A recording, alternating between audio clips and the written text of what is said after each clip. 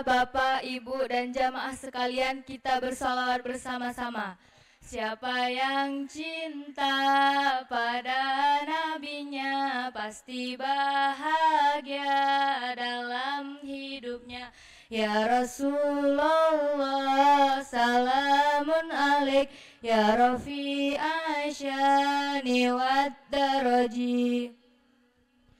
Assalamualaikum warahmatullahi wabarakatuh.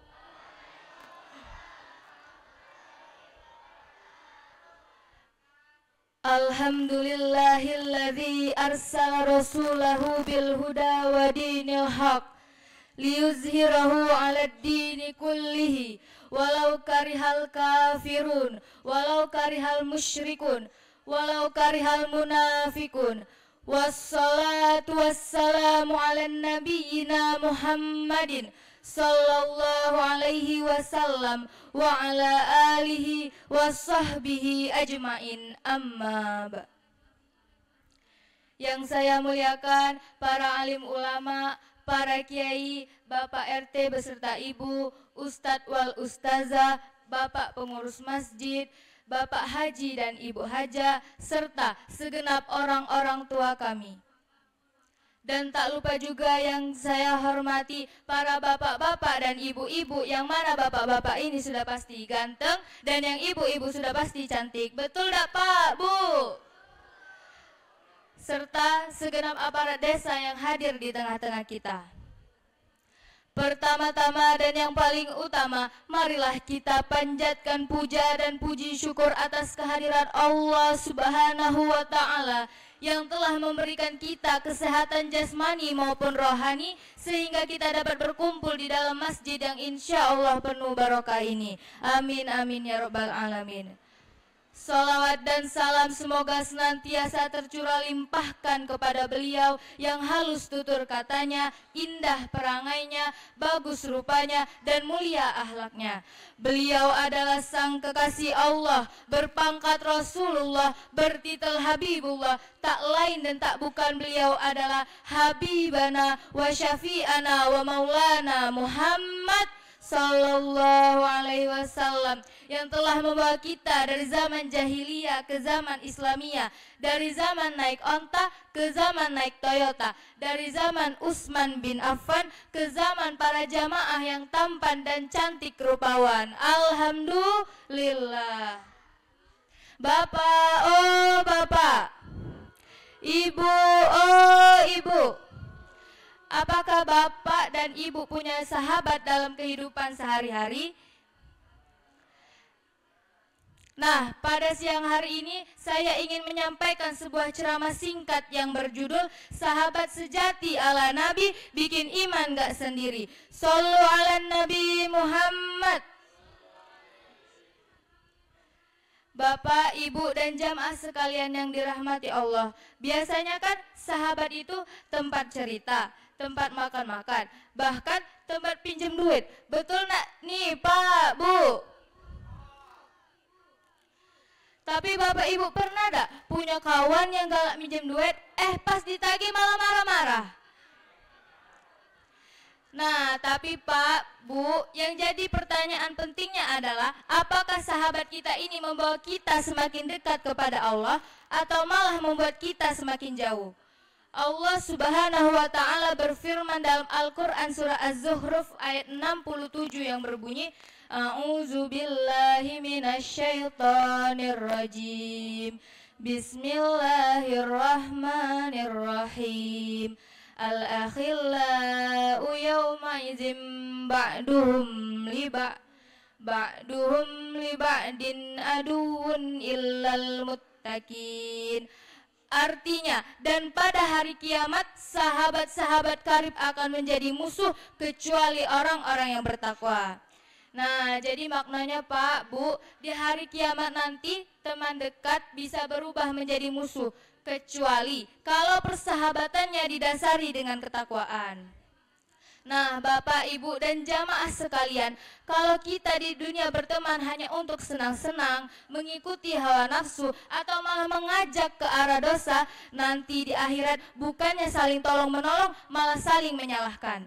Tapi kalau persahabatan kita diisi dengan saling mengingatkan ibadah, mengajak kebaikan, dan sama-sama takut kepada Allah Subhanahu wa Ta'ala, insya Allah persahabatan kita akan awet sampai akhirat, bahkan bisa menjadi penyelamat. Nah, jadi pesannya Pak, Bu, marilah kita jaga pertemanan kita. Jangan sampai cuma dekat di dunia, tapi juga jadi teman sampai ke surga. Nah, sekarang Kenda nak nanya nih sama Bapak sama Ibu. Kalau Bapak dan Ibu punya sahabat, biasanya sahabatnya lebih sering ngajak apa? Ngajak ngerumpi, ngajak makan-makan, atau ngajak sholat berjamaah? Nah, jadi yang mana nih Bu? Pak, lebih sering ngajak ngerumpi, makan-makan, atau ngajak sholat berjamaah? Nah, tapi ingat ya Pak, Bu, sahabat yang baik itu bukan cuma yang sering ngajak makan-makan, ngajak healing-healing, apalagi ngajak ngerumpi. Tapi sahabat yang baik itu juga sahabat yang mengajak kita menuju ke surganya Allah Subhanahu wa Ta'ala. Contoh sahabat Nabi Muhammad, kita bisa lihat sahabat sejati Nabi, Abu Bakar As-Siddiq. Beliau ini adalah sahabat yang imannya kuat, cintanya kepada Nabi tidak diragukan lagi, dan siap menemani Nabi dalam suka maupun duka. Bapak Ibu coba bayangin, beliau rela menemani Rasulullah bersembunyi di Gua Sur pada saat hijrah. Padahal sudah jelas bahaya besar mengintai, tapi beliau tetap setia. Kalau sahabat zaman sekarang baru diminta datang ke acara pengajian Maulid Nabi aja udah bilang, aduh maaf ibu lagi capek, aduh maaf ibu lagi sibuk, lagi repot. Ada nggak yang begitu Bu? Nah, Bapak Ibu coba bayangin, kalau kita punya sahabat sejati yang sering ngajak sholat, ngajak ngaji, ngajak sedekah, kira-kira enak nggak hidup kita Pak, Bu? Nah, betul, hidup kita akan jauh jadi lebih ringan. Tapi kalau kita punya sahabat yang sering ngajak gosipin tetangga, punya sahabat yang punya sifat iri dengki, sombong, dan sifat-sifat buruk lainnya, wah hati-hati Pak, Bu, ini bukan sahabat yang mengajak kita ke surga, tapi sahabat yang mengajak kita ke neraka. Na'udzubillahi min zalik. Nah, ada beberapa contoh sahabat yang baik yang mudah untuk Bapak, Ibu, dan jamaah sekalian kenali. Yang pertama, orang yang selalu mengingatkan kita untuk mendirikan sholat. Yang kedua, orang yang selalu mengingatkan kita kalau kita lagi malas. Yang ketiga, orang yang tidak meninggalkan kita dalam keadaan susah. Dan yang terakhir, orang yang selalu mensupport kita dalam kebaikan.